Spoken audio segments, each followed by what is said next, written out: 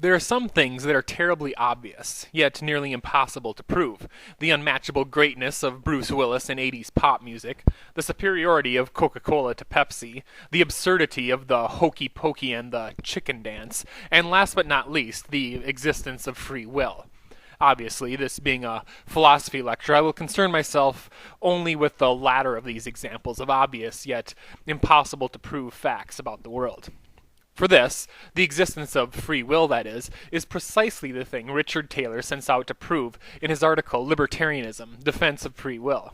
His motive for this task is an ethical one. Indeed, without free will, without some ability on our part to choose to perform certain actions rather than others, it seems impossible to hold ourselves, or anyone else, morally responsible for their actions. This doesn't sit right with Taylor. Indeed, Taylor, like most of us, believes that moral responsibility is an important concept to preserve, and so sets out to prove the impossible, to prove that free will exists. Taylor's argument begins with a question. Namely, he asks, why do we do the things that we do? Why, for instance, do I raise my hand when I want to ask a question? Why do I fix myself a tasty roast beef sandwich whenever I feel hungry? Why do I switch the channel whenever Oprah is on TV? There have been two traditional responses to such questions, Taylor proposes. The first response says that when we do things, we do them for a reason. According to this response, our actions are caused. The second response people typically give is that when we do things, we do them for no reason. According to this response, our actions are uncaused. Now, according to Taylor, there's a big problem with both of these responses. Namely, he points out that if all of our actions are caused, if we can give a determinate reason for why we do something, well then we are not choosing to do that something. If, for instance, my hunger causes me to fix a roast beef sandwich, it is not that I choose to make a snack, rather my hunger is causing me to do so. Similarly, if my family's dislike of Oprah causes me to change the channel, it isn't that I start looking for the Colbert Report, but rather that it isn't that I choose to start looking for the Colbert Report, but rather that my family's dislike caused me to perform this action. Now, as we have already noted, in order to be morally responsible for something, you have to choose to do it. So since actions that are caused are not chosen, we cannot be held morally responsible for them. But we also can't say that actions are uncaused. Why? Well, an action that is totally uncaused is random. And if something is random, then it isn't chosen either. If, for instance, my arm all of a sudden randomly twitches, it isn't that I chose to do this. Rather, the event was just something that happened.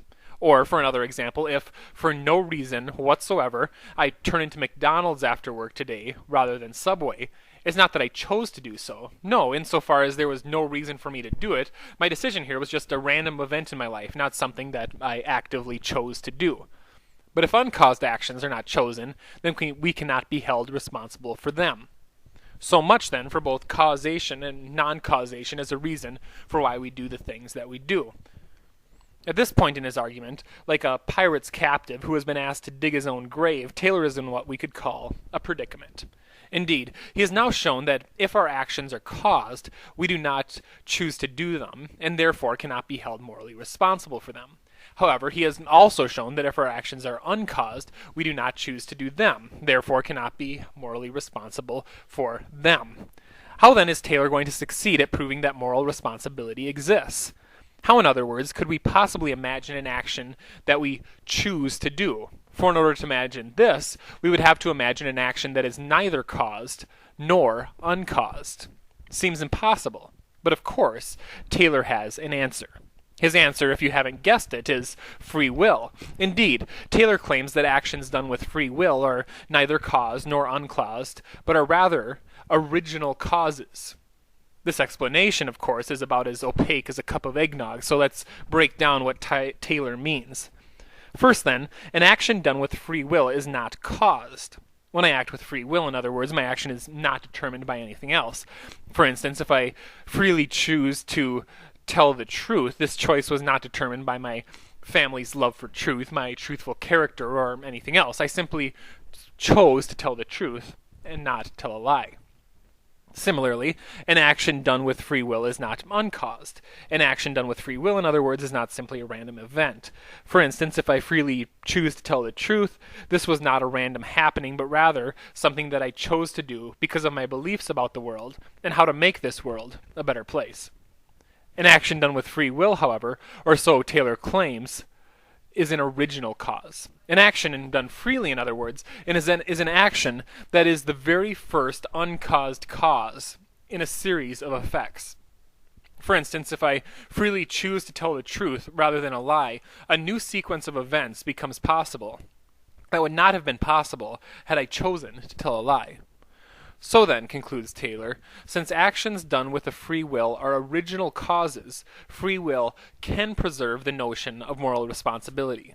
This is because actions that are an original cause, unlike actions that are caused and uncaused, these original cause actions are chosen. Okay, at this point, if you're like me, you're ready to say to Taylor, this is all fine and dandy, but how do we know that this super powerful thing that you call the free will actually exists? Don't you need to give us some sort of proof? Taylor says, fair enough challenge. The proof, then, that free will exists is that we deliberate. That is, that we go through a process of deciding what to do before we perform an action. You see, we wouldn't need to deliberate if our actions were all caused, if they were all determined. I don't deliberate, for instance, about whether or not I should allow my heart to keep pumping because this action is completely determined, completely caused by my body.